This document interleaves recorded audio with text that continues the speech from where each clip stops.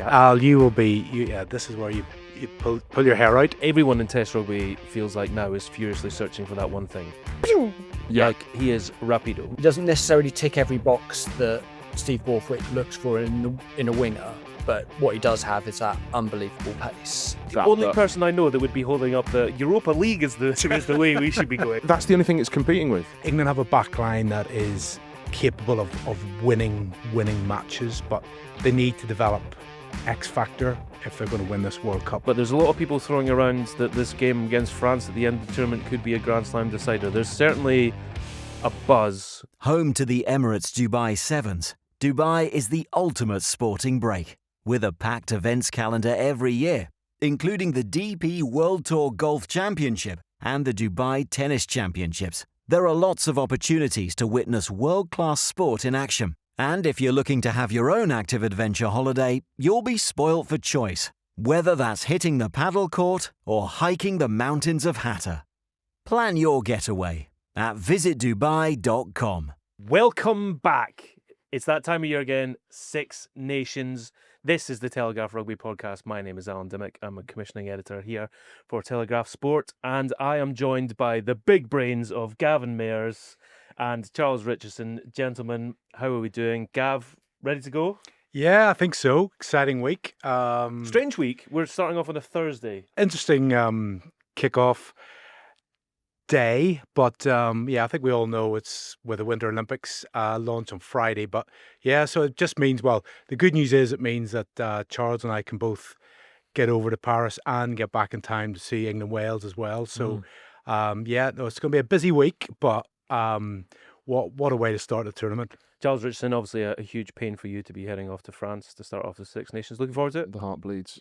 Yeah, I am. Yeah, massively. I've already said this in the pages of the Daily Telegraph that I'm massively looking forward to Thursday night rugby. I think they should do it going forward. I think the Prem should do it, and I think other leagues should follow suit. And I think it shouldn't be an outlier. I think there's a good excuse to do it with the Winter Olympics opening ceremony, but I'm all for it, really. What else? What does it? Charles, what about the poor fans, though? Well, yeah, you got to think of them too. I do. But what? I mean, there's Europa League football on a Thursday night. And the fans seem to cope quite okay with that. The only person I know that would be holding up the Europa League is the way we should be going. Yeah, but there's nothing. That's the only thing it's competing with.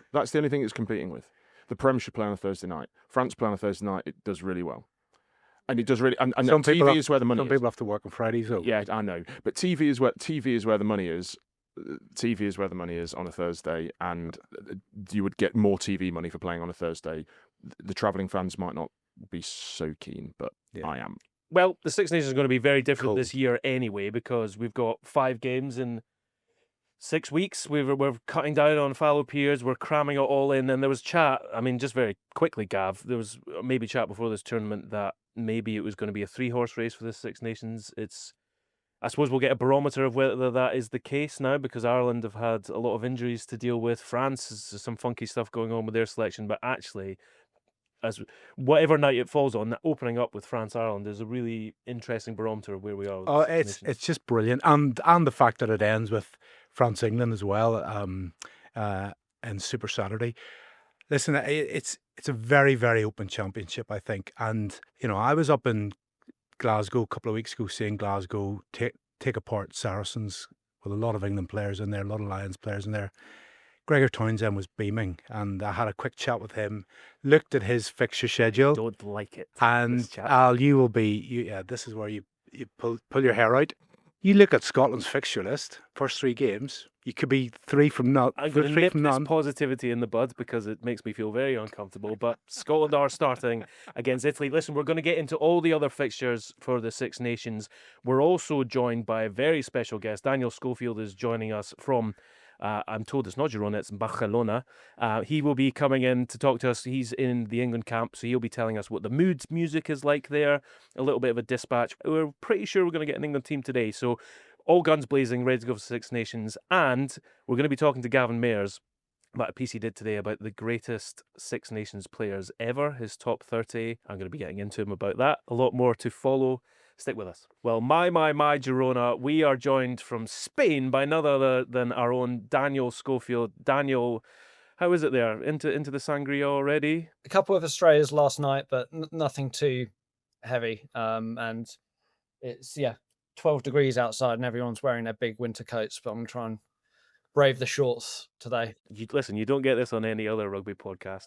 Whilst we're showing people how the sausage is made, Dan, just wondering if you could give us a little bit of an insight what it's actually like on these trips with in camp, sort of behind the scenes, in the build-up to a massive tournament like this.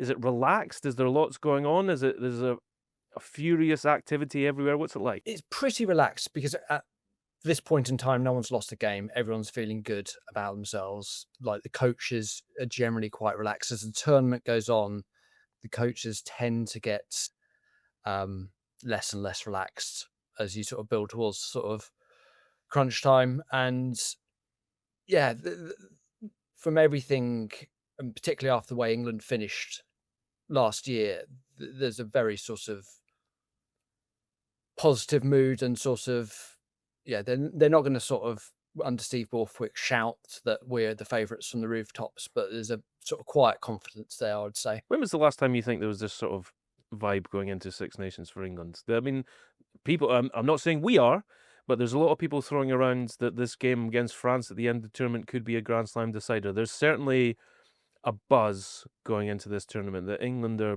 fancied to do very well. There definitely is. You'd have to go back to the sort of first 2 years of Eddie Jones for the last time that there was that level of confidence about the team and where they're tracking. The big thing is winning away, which is the one thing that sort of Steve Borthwick hasn't accomplished yet, is winning somewhere that you would rank as a sort of citadel, whether that's Murrayfield, Paris, and then they'll have a fun old trip over to South Africa post Six Nations as well. You've just tripped a sort of terrible memory, not just for me, but for Gavin Mayers, actually. Gav, I'm wondering if you remember this. I'll be stunned if you don't.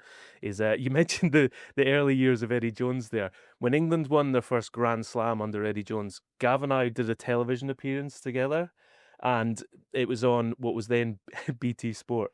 And they made everyone in the audience dance to celebrate. Now, obviously, I'm not English. Gav is not English. But making us dance to celebrate England's first Grand Slam was that memory just sort of tripped me up from behind. I've completely blanked that out. A bit early to be dancing, Dan. But you obviously, guys, our whole team here brought the story of what we think the England team will be for this weekend. Some big changes. Who do you think's who they're really excited about getting into the start of the Six Nations? If Henry Arundell's on the wing, which we believe he will be, I mean that's quite a big call.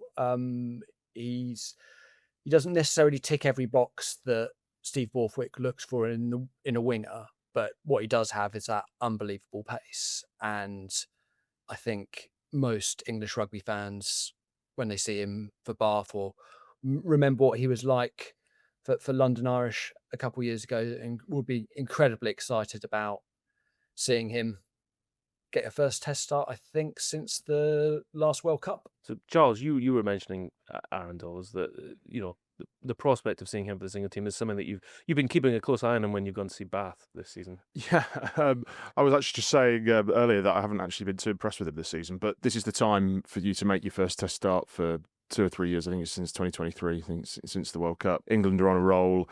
It looks like it will be in quite a cohesive, quite steady backline, a quite steady backline selection against Wales, who are not at their strongest at the minute. And maybe he will come in and absolutely tear it up. There's a couple of I watched Bath quite a lot early on in the season, and to be fair to Henry, Bath were not firing on all cylinders as a collective. Then obviously they just lost Lee Blackett as their attack coach has gone to England. They were getting through quite a lot of games on just brute force and power, and I didn't think necessarily that Arundell was showing the best of his ability and necessarily fulfilling his potential there. And as Dan said, he's not a particularly Steve Borthwick wing on the sort of, when you look at what his strengths are. But I think at Bath his positioning and aerial ability has improved. I think there's still a way to go before he displaces the first choice back three. 2 points on that. Firstly, strengths. I mean, everyone in Test rugby feels like now is furiously searching for that one thing. Yeah. Like, he is rapido. Which England don't necessarily are not blessed with. Obviously, Faye Boso is incredibly explosive and quick. Freddie Stewart is not a quick fullback. Tommy Freeman is an excellent wing, but he's not like an out-and-out gas man. I don't think anyone would describe him as. So actually, yeah, to have Arundell as that option, it is pretty strong because you've got Dingwall at 12, again, not rapid. So yeah, it is a handy option. And now the second point is using this against Wales. If you're going to have an opening game to try it out, it's with the best will in the world, things are not going fantastically well for Wales at the moment, and they also have their own injury problems to deal with, as well as all of the turmoil that's going on there, and also their rotten records. Playing them at home, you'd say this is game potentially to be playing someone like that. Oh no, absolutely, and as I said, I don't think he will have. I think that it almost eases the selection burden for Steve Borthwick a little bit. I mean, he won't be taking Wales lightly because they are still a potential banana skin and they have some very good players. But given that Ollie Lawrence might not be fit, given Tom Roebuck might not be fit, and therefore Tommy Freeman sliding into 13.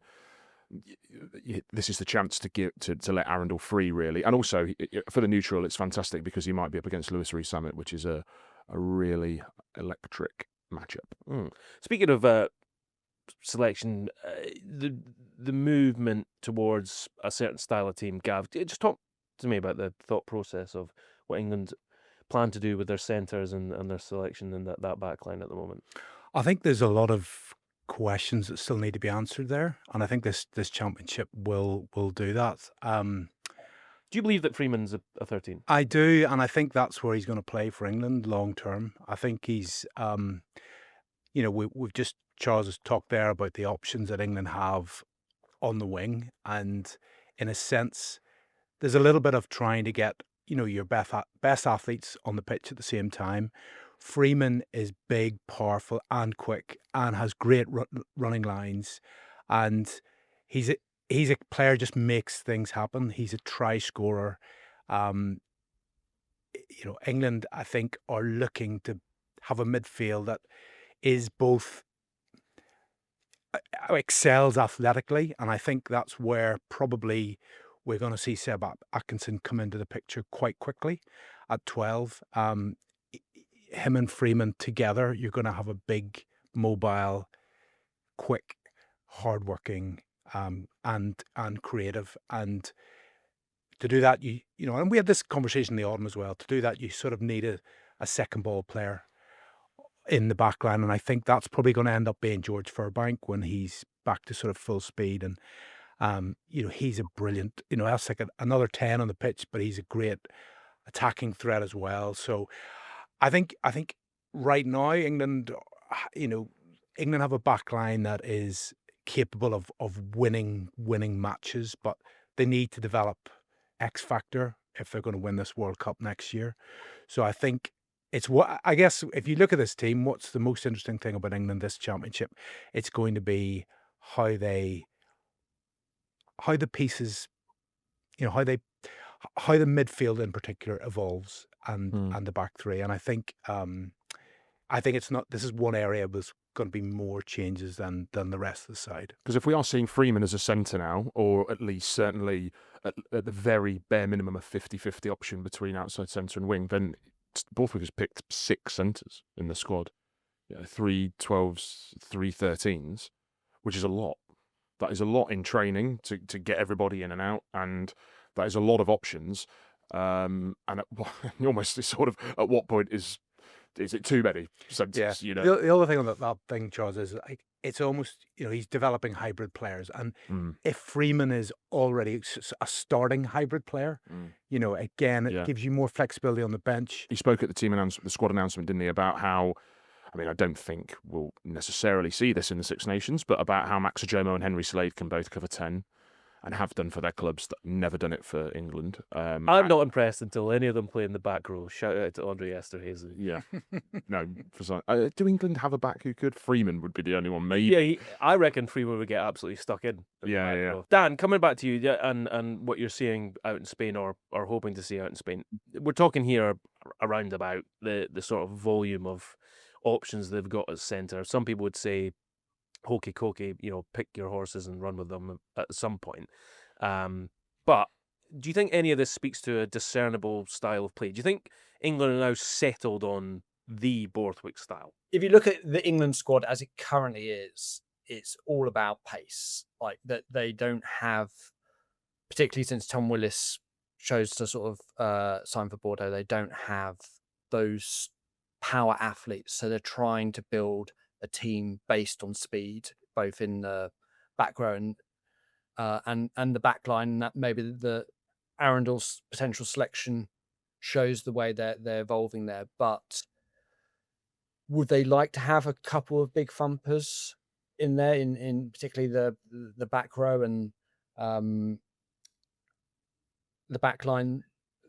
I'm almost certain they will. And the other guy to sort of look out for would be Hoskins to Tutu when he comes across to Newcastle, who's English qualified, whether he could potentially come into the mix at number 8 there. And obviously George Martin, when he's fit, would be a really important player for them. But right now, their template for this Six Nations is all about playing at pace, and I think the selections will reflect that. What about team leaders, Dan? Because I know that you are a keen watcher and are particularly close to covering George Ford and what he's done in recent years. It feels like he's in the driving seat at the moment for the direction of play from this England team. Yeah, and it's remarkable when you think this time last year he wasn't even in the squad, and was sort of almost at that point of becoming the forgotten man, and now he's in the driving seat. And Finn Smith, who took over as the starting 10 for the second Six Nations game, has a 100% record.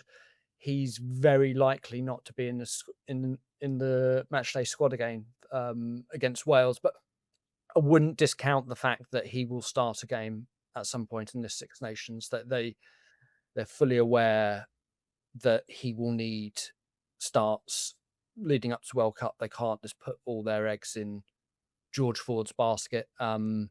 So it wouldn't surprise me at all if there's a sort of horses for courses approach about who starts at 10 through the Six Nations. Can we talk Wales, guys? Charles, what are you expecting from the Welsh this Six Nations? A lot of fight, good basics, just lacking in cutting edge and a little bit of X factor. Because that's where when you're rebuilding and when you're sort of resetting a team, that's what you have to do. You have to go back to the drawing board really and go back to square one. I think they will scrimmage well. They've got some really good scrimmaging props. Obviously, Nicky Smith and Rhys Caro we know really well in the Prem, and they are two, if not the two best scrimmaging looseheads in the Prem. And they will give Joe Hayes this Saturday, whichever one starts, a real game, and could late on expose whoever England pick at tight head. We know on the bench, because we know they've got injury issues there. I think there will be a solid outfit. There was, I think Sam Warburton was saying that fourth would be an achievement for them. I think that sounds like a really strange thing to say, just generally for whatever the nation, just to say that, to have that as a goal. But I think that is probably about fair. I think if they won 2 games, they would be ecstatic with that. I mean, I think most people would have them as wooden spoon favourites. But I mean, stranger things have happened. Backs against the wall. There's a lot of fight there. There's obviously a lot of emotion in Welsh rugby at the minute. And if they come out fighting, if they come out swinging, Jack Morgan's a massive loss, obviously. I can't see them troubling England at Twickenham this weekend. I really can't. But perhaps they might. They've got Scotland at home, maybe. Sorry. And I've had plenty of nightmares about Scotland and Wales. And maybe I honestly think it's just as likely that Scotland beat England at Murrayfield and then go and lose in Cardiff. I think that's probably about just as likely in my head. It's such an interesting dynamic though, Gav, because these things, it's like it could galvanise a team. That just the sheer amount of drama in Wales can galvanise a team, but it can also be emotionally exhausting. You can look back to say 2023 when there was the threat of strike action ahead of the England game, and I think we're in a different place, even though the future is much more stark than it was in 23. I had a good chat with Steve Tandy at the Six Nations launch up in Edinburgh last Monday, and everyone knows where they stand. It's things are going to happen, not next year but the year after. He talked about as he said, addressing the elephant in the room, having an open door for his players to come to him if they need support. I guess emotionally, psychologically, they are embracing the crisis and the challenge, and Tandy will be brilliant at harnessing, I guess, a kind of collective pride. Like Wales, we know, has been, one of the finest rugby nations, and it's in a really tough place, largely financially, but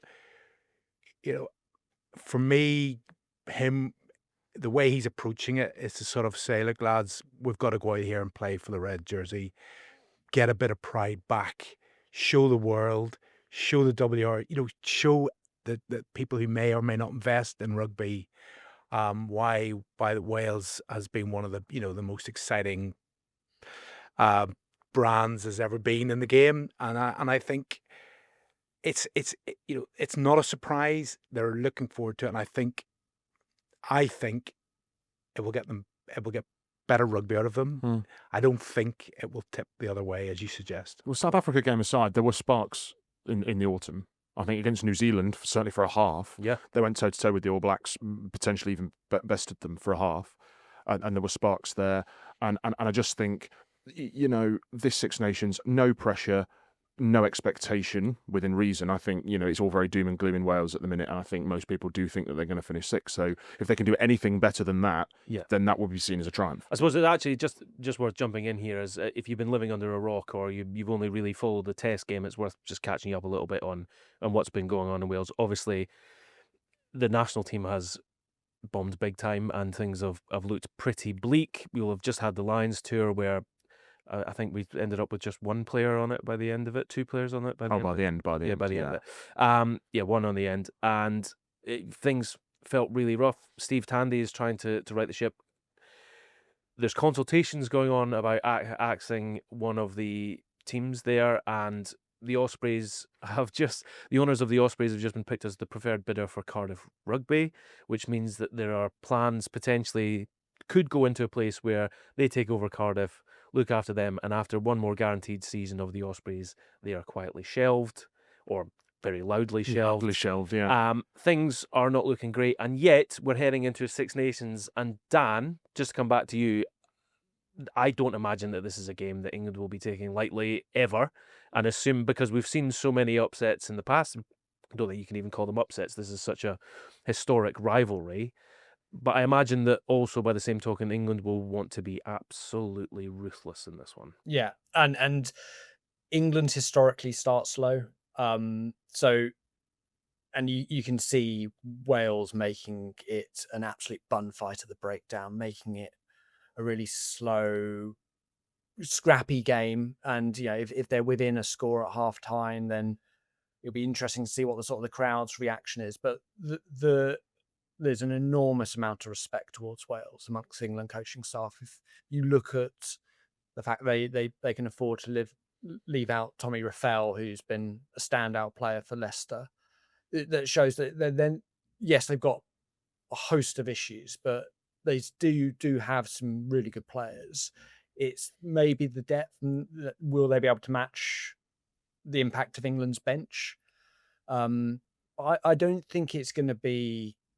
England would, of course, like to be ruthless and be 4 tries up by half time, but I don't think it's going to be that type of game. I've got a feeling it's going to be in the balance before maybe England pull away in the final quarter, and that England's attack, which was still a bit clunky during the autumn, is the type of thing that will get better over the course of the championship. Fantastic. Well, we will be keeping in touch with Dan. Dan will be popping in and out of the podcast throughout these Six Nations. Dan, all the very best in Barcelona and Girona. Just quickly before we go, food, is it all right out there? Yeah, yep. Had some tapas in Australia last night, which went down very well. We are always bringing you the hard-hitting stuff. Thank you very much to Dan. Guys, we'll be talking loads and loads about England throughout. I imagine we'll be speaking about them a little bit more in this podcast. But coming up next, we'll be talking about the rest of the fixtures for this weekend in the Six Nations, and and by we I mean I will be getting into Gavin Mayers about his 30 best players of the Six Nations. Home to the world-renowned Emirates Dubai Sevens, Dubai is the ultimate destination for a sporting break.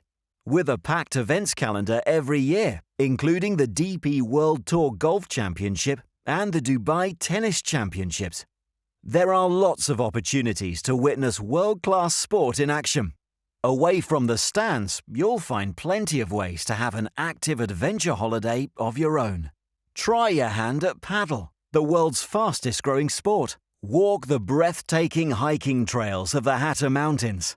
Or rent a bike and cycle alongside spectacular skylines. The only problem will be deciding which you want to do first.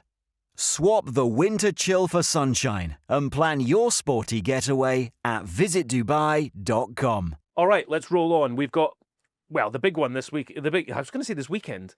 The big one this week starts off with France versus Ireland on a Thursday night, as you'll have heard us preview.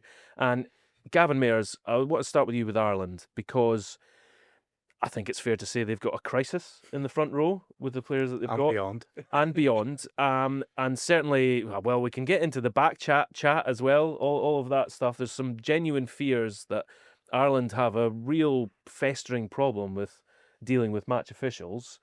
So let's start here. What's the mood like around Ireland at the moment? I think you summed it up well. Ireland in the last last decade really has generally gone into Six Nations with expectation. I think if you ask an Ireland supporter at the minute, there's probably a bit more anxiety than expectation. Starting in Paris, you couldn't get it harder. Now, on the other side of that is, 2 years ago they went to Marseille. Expectations were low after the quarterfinal World Cup exit, and they absolutely destroyed France in Marseille. So if you're going to play France, the first game of the championship is the game to do it, particularly when they've admitted 3 of their stars and there's a little bit of uncertainty about. I guess France had a difficult 2025 as well. If we look back, although they won the championship, they were far from convincing. So listen, Ireland have got to find a way to fix up their scrum that was really brutally exposed against South Africa, and being asked to do that, as you say, they've lost their top 3 loose heads, and but I think Mac Hansen, Hugo Keenan, two of their absolute key players in the back 3 out with injury, But at the same time, I'm really fascinated. So someone like Edwin Edogbo looks like will be on the bench at least, and he is the type of player that will provide real heft. He's my tip for the breakthrough player of the championship. Big guy. When you have someone like him and Joe McCarthy, who was missing against South Africa, suddenly the Irish pack has more heft to cope with France. And I was listening to Rory Best, the former Ireland captain, the other day, and he was talking about the difference between South Africa and France. France, if you match them physically in the first 3 or 4 scrums, sometimes they can switch off a little bit and go, well, it's not. South Africa just want to dominate you for 80 minutes, and just that's their thing. So I think if Ireland are going to have a chance, it's going to have to be really fronting up in the first quarter physically. And, we can talk about what 10 they go with is another big decision. But I think if they can gain some sort of parity in the scrum, it's probably going to be Milne, I think, is going to be the starting loose head. McCarthy in the second row will add a lot more heft to that scrum. So, yeah, they can get balance there. It's the main bits of the team are still there. And Leinster have been patchy in their form, but they've just railed off probably 10 plus victories in a row. Now they're finding a way to win, playing in an ugly way.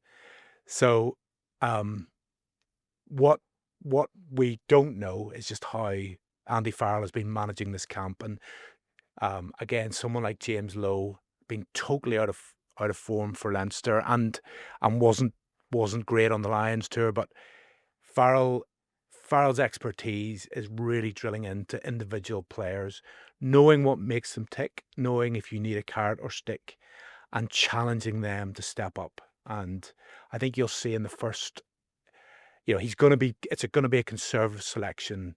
You've got to go with the guys who can physically live with France, and that they know the detail, and also they have delivered in the past in big games. So, but it's as I say, probably more anxiety than optimism at the minute. It's good thing that we've all still got vivid memories of Ireland struggling against France, and then somehow all of a sudden Johnny Sexton, after phase after phase after phase, knocks over a drop goal. Wonder if we'll have a moment like that. No one circles the wagons like Andy Farrell. I think that's fair to say. And with that one, though, I wonder if we can get into this a little bit as well, because the injury stuff you've outlined, certainly interesting. It's been fascinating to see the number of pundits and former players talking in the last week or so about this festering issue of backchat to match officials. Yeah. And it's people saying that actually, the saying, firstly, that there's a clamp down on players talking back to officials, but also that in Ireland that there's been problems with it seeping into the game. We've just seen Bundy Aki cop a ban. We're not sure about all the details of what happened in the tunnel, but effectively, match the other week, he was told off on the pitch for talking back to the officials, and then we suspect that there was a bit more to it than that. He's had a ban. He was effectively thrown out of the Ireland squad for the training camp abroad. Interesting to see how they deal with that. They've had previous. It has to be probably their top focus for this tournament. I mean, you go back to in the peak of Joe Schmid's reign, 2018 Grand Slam, Ireland were probably the most disciplined side in world rugby. Squeaky clean. Penalty count, yellow cards, managing the ref, and I think we saw certainly last year, really that slipped. And there's managing. I guess there's two things, Al. There's managing the referee. So how do you manage the referee to maximise the benefit to your side, and secondly, penalty count.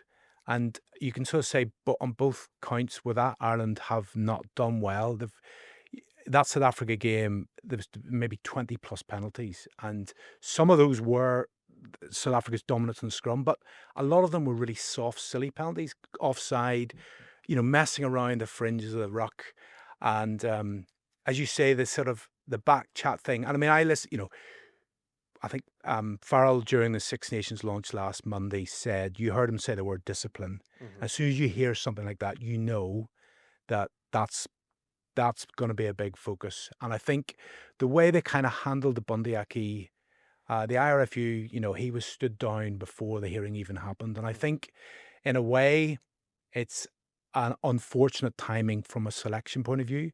But I think if you're trying to hammer home a message about discipline, I mean, I personally, I just can't stand seeing players, old school, my day, captain speaks to the ref, sir, that was it.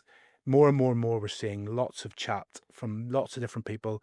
And ultimately, the players have to ask themselves, what's the benefit?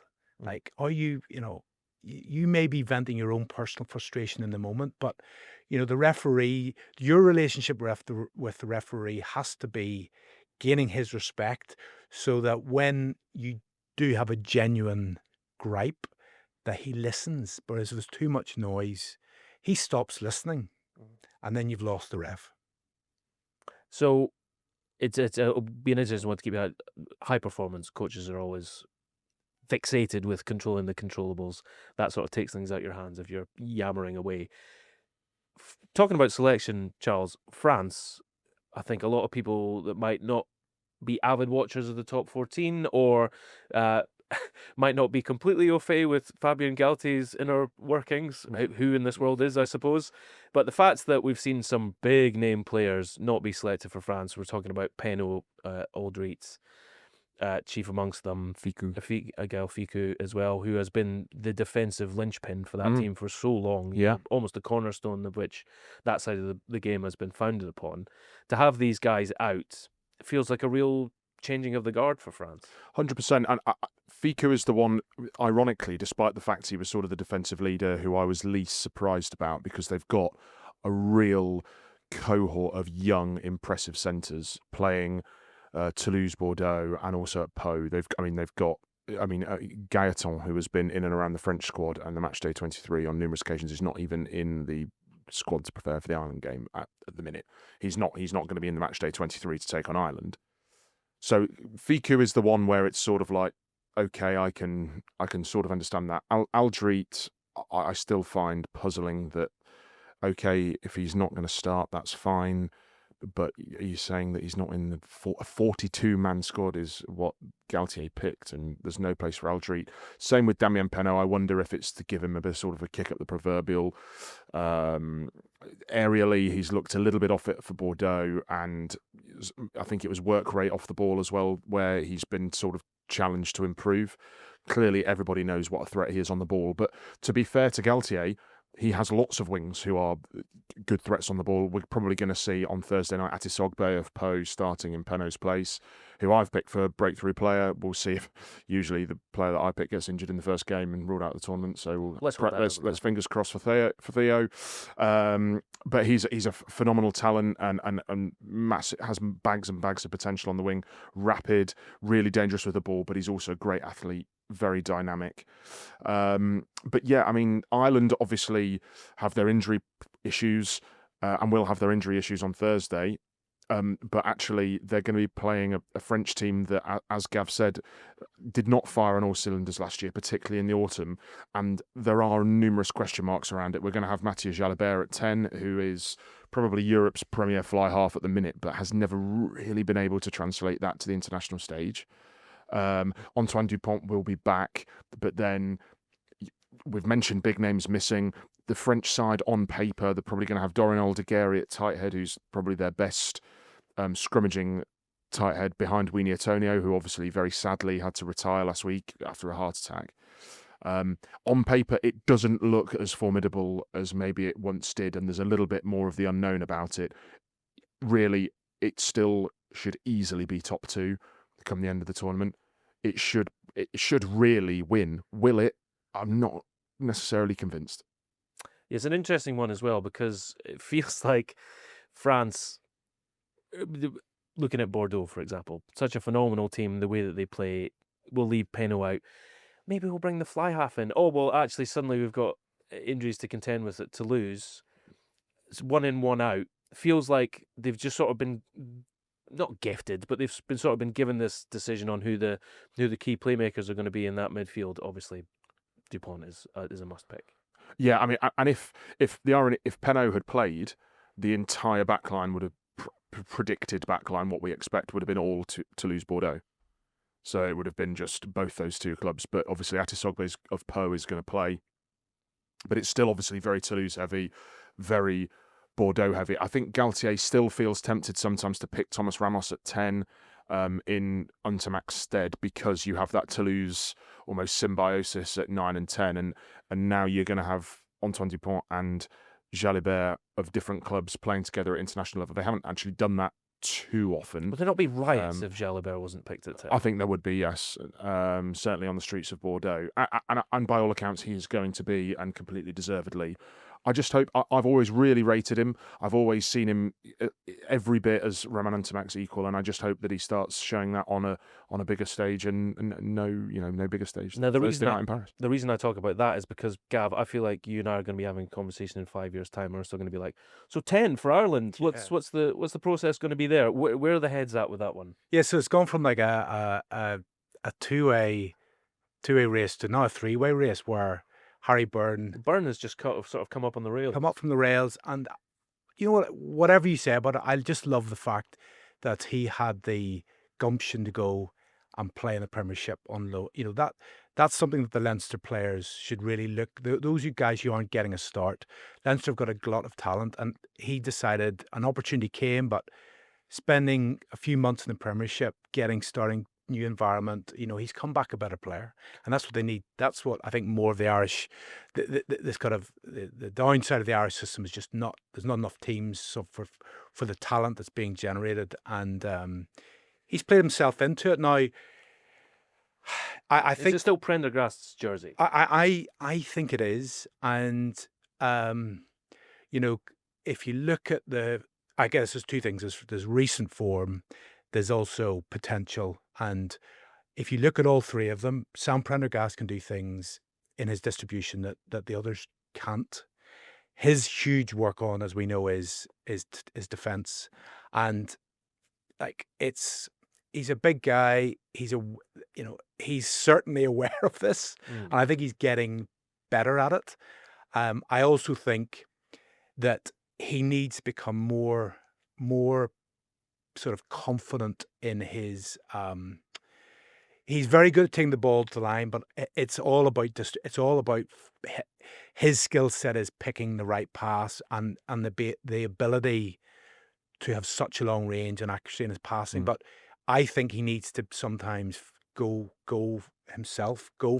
If there's a hole there, he goes. That's what Crowley is brilliant at, and he's almost like an inside centre playing 10.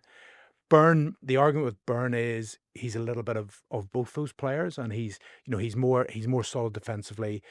His place kicking is the most accurate this season of the three, and that's absolutely critical in the Six Nations, and particularly in somewhere like Paris, where every point counts, every conversion counts. If you score a try, you've got to make it 7.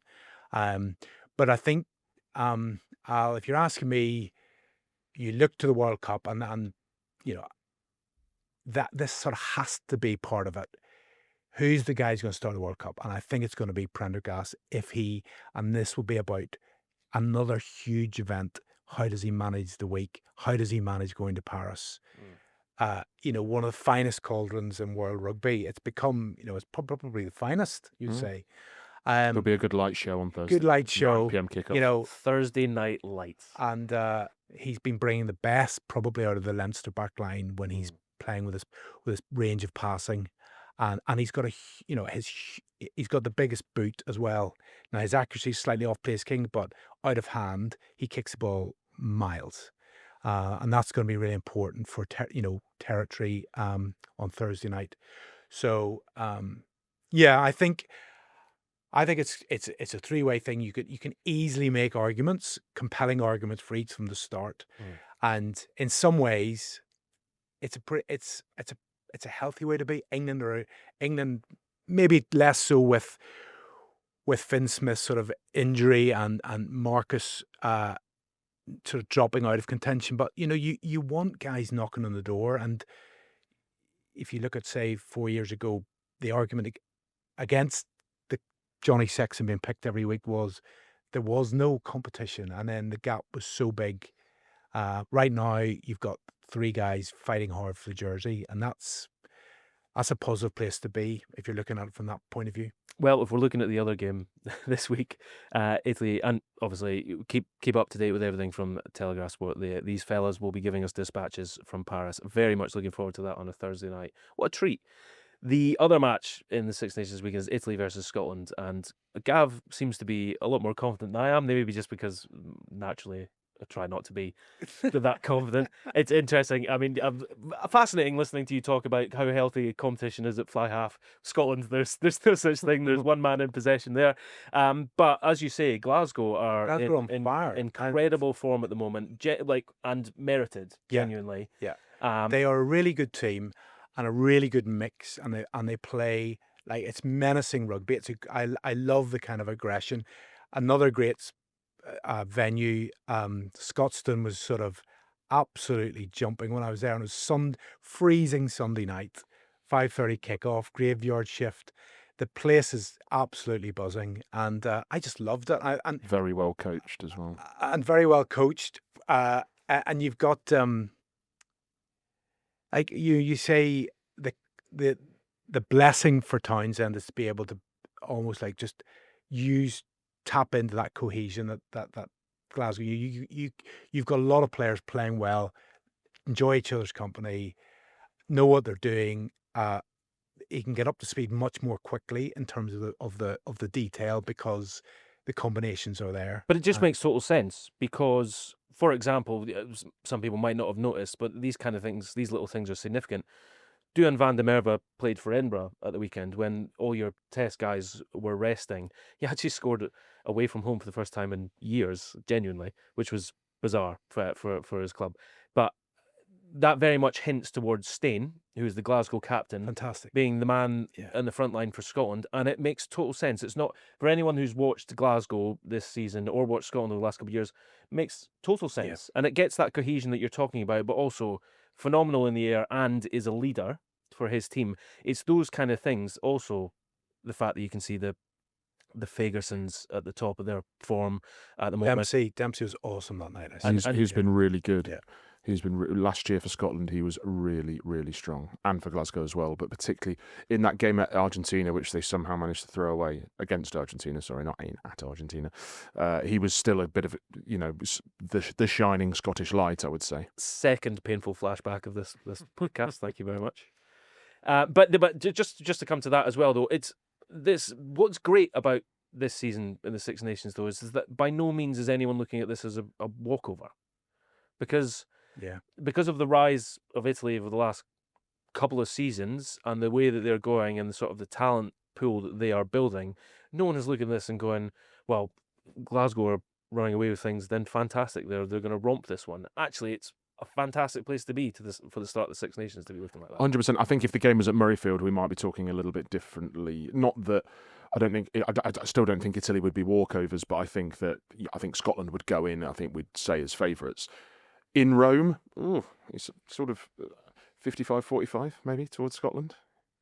Okay, would you say? I mean, they lost there the last time they went. Listen, I'm not going to have my Soul Tower behind me. The next segment is when I'm going to have my Soul Tower behind me, and you'll hear all about that. It's going to be a fascinating one. That one. Also, I'm not sure if sense prevailed, but at least we're seeing Hiddleston in the Scotland squad now, who's the hooker for Glasgow, who is having an absolutely phenomenal season. It was a genuine double take moment when he wasn't in the full Scotland squad to begin with. Yeah, Cherry out. Is that Dave Cherry's? Is that Dave Cherry's music? Yeah, interesting one. Well, as we say, keep up to date with everything at Telegraph Sport. We will be giving you dispatches for all the matches. It's a hell of a test week. There's nothing like it. It's a hell of a place to be. As you are readers of Telegraph Sport, you'll have seen a fantastic piece from Gavin Mayers today, running down through the ranking, the 30 best players in Six Nations history. And Gav, I can't help but notice there's not a single Scotsman in your top 30. What gives? Why would you? I don't know why you'd notice that. Yeah. So what's the criteria for this? So Before I rip it apart. yeah, Winning. That's fine. Well, yeah, winning Six Nations titles. Well, Sergio Parise is in your top 10. Yes, That one's on the screen. yeah, and as you say, well, I'll get to the criteria.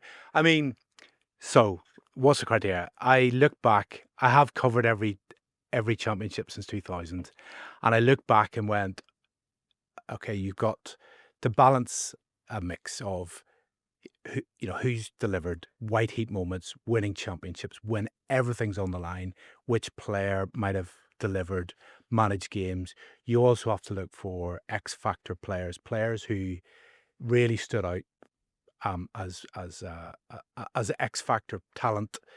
And then I also there's also a sense of sort of longevity. I didn't want to overlook warriors, people who have played. You're Gethin Jenkins of the world. Gethin Jenkins, Cian Healy, guys who've played, over a decade in the Six Nations. There's no, and maybe sort of changed. I think those two in particular changed the way props played rugby, in different ways. Serial winners. There's also then the bringing in the aspect of what do they. This is a Six Nations focused selection, but you look at, say, the start of the 2000s when you had a group of England players who retired quite soon into that decade, but won a Grand Slam, won a title, won a World Cup. So trying to reflect their status at that time and their impact on the world game, and secondly, not to have a sort of recency bias where you're looking the last 5-6 years it's been Ireland, France. So I think, and I probably another aspect is just sort of influence.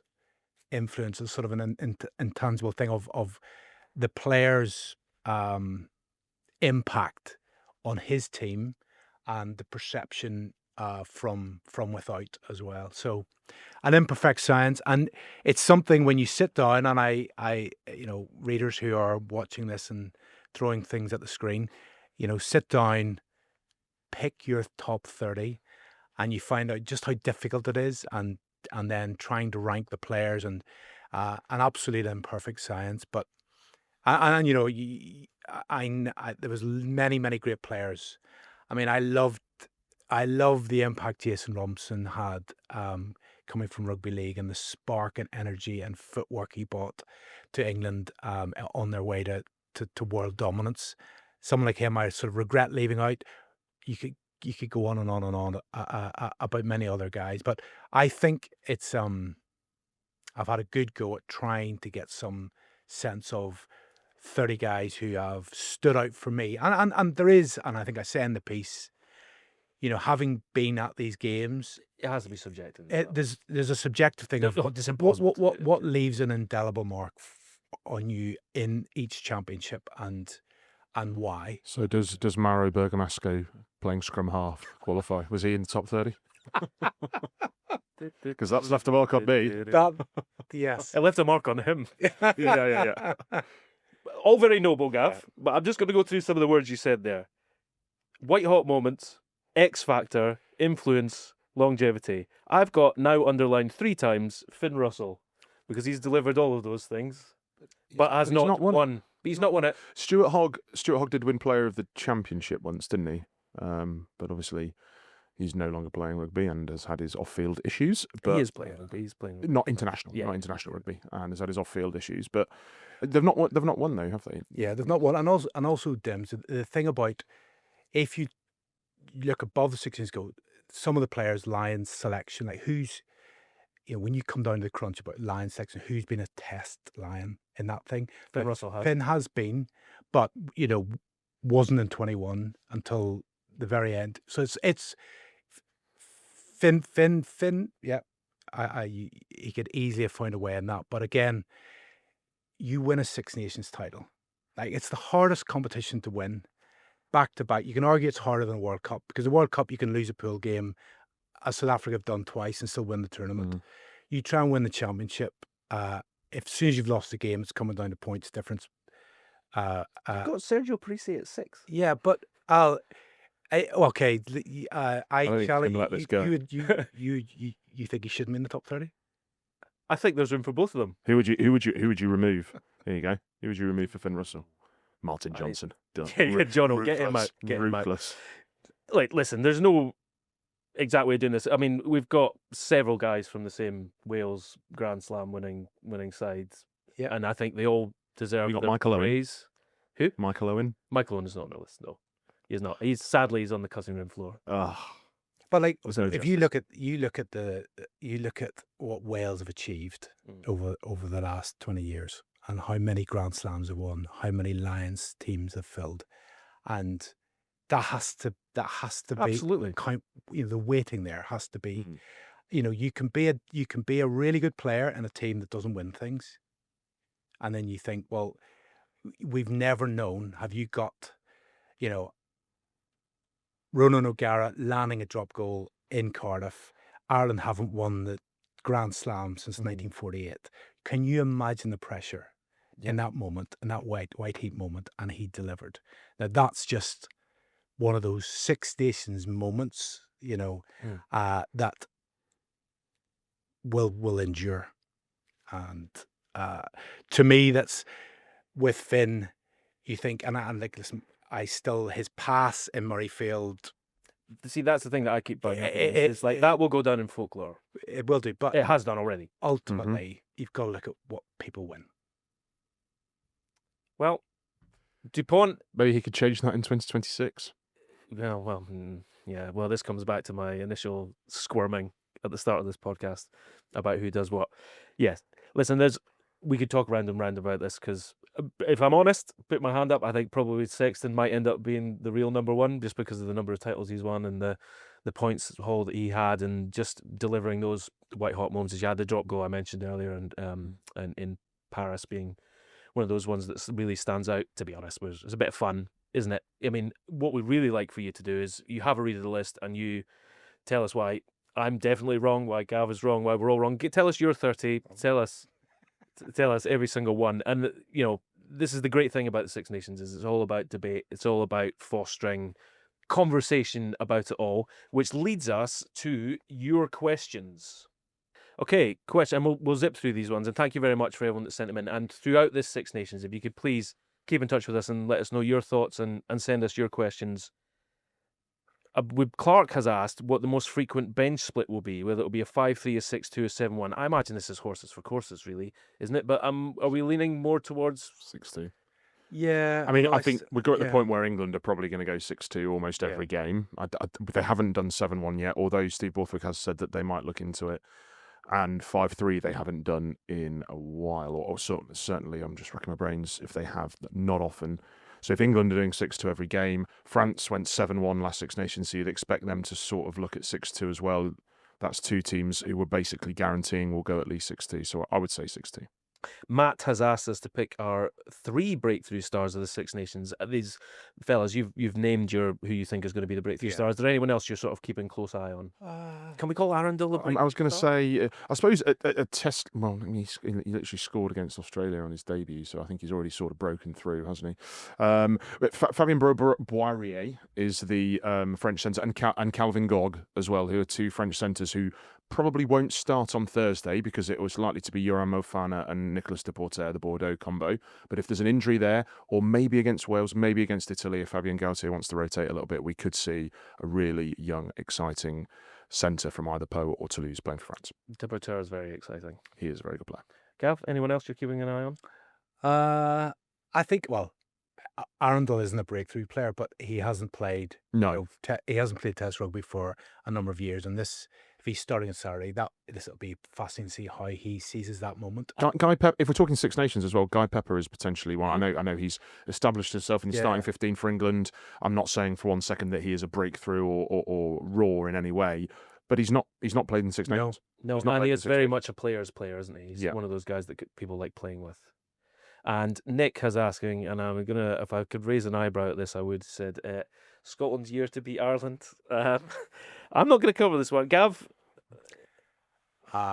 Is this the Grand Slam game? It is, and it's the Scottish Grand Slam game in Dublin. Yeah, if they're going for the Grand Slam, yes. If not, probably not. I would go back. If it was at Murrayfield, then I'd say they'd have a damn sight better chance. I can't see Scotland going to Dublin and winning, especially if there's an Ireland. If Ireland are not in with a shot of winning the title on the last day, maybe, because there might be more on it for Scotland because it is a hoodoo for them. But if Ireland have got a chance of winning the title on the last day, and depending on what happens in Paris that night, then no, I can't see it. It's going to be fascinating covering all of it. Big thank you to Gav and to Charles and to Dan from joining us from Spain. Great to hear his thoughts from the England camp. There's going to be loads of stuff to pick through over the coming weeks. We hope that you stick with us for the whole thing.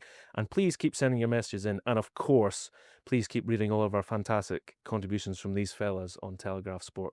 We'll be back with you next week once we've got the first round of action underway. Home to the Emirates Dubai Sevens, Dubai is the ultimate sporting break. With a packed events calendar every year, including the DP World Tour Golf Championship and the Dubai Tennis Championships. There are lots of opportunities to witness world-class sport in action. And if you're looking to have your own active adventure holiday, you'll be spoilt for choice. Whether that's hitting the paddle court or hiking the mountains of Hatta. Plan your getaway at visitdubai.com. If you're enjoying our journalism, why not sign up to From the Editor, our free email newsletter? Start your day with the latest news and opinion, plus our bite-sized puzzles. Scan the QR code to sign up free today.